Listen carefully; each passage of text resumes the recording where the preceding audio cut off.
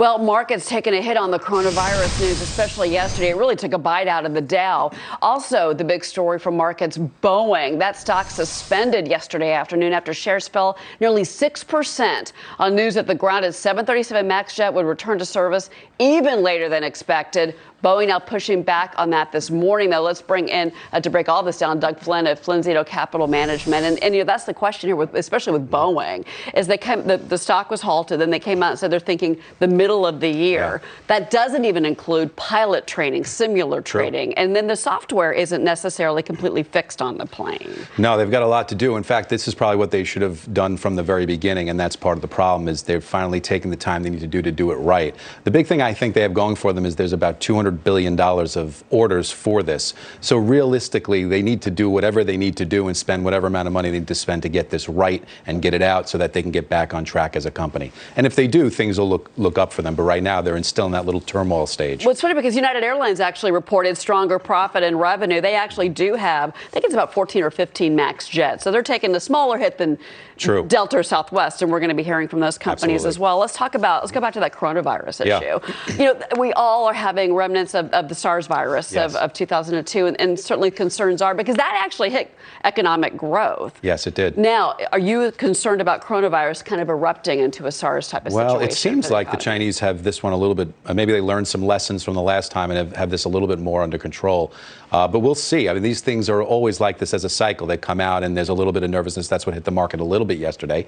And if it turns into something much bigger, then it is going to have an impact. But it looks like they're all over it this time, more so than the past. So similarly, I think that could mean that maybe it doesn't have as much of an impact in the short run that you might expect if it turns into a bigger epidemic. We're monitoring, of course, all of the news coming out of Davos and the global economy. And there's kind of been this really kind of a differentiation this year about how the leaders are interacting with each other. Macron didn't even go. Do you wonder, coming out of Davos this year, if we're going to see more protectionism for world economies and countries? Or do you think that this is actually a positive? They've got all these business leaders that are meeting there. Well, it's interesting to me because seemingly they're taking a little bit of attack, like they don't expect growth to be as good as it maybe has been, and maybe that's true for Europe, although a lot of that has avoided recession. But I think it's coming at it from the standpoint of that they have to deal with the United States, which is acting a little differently than they have in the past. Right. And that's primarily coming from the top. Protectionism, and you're talking about President Trump. We're going to hear more from him in the next hour in Fox Business. He just sat down with Maria.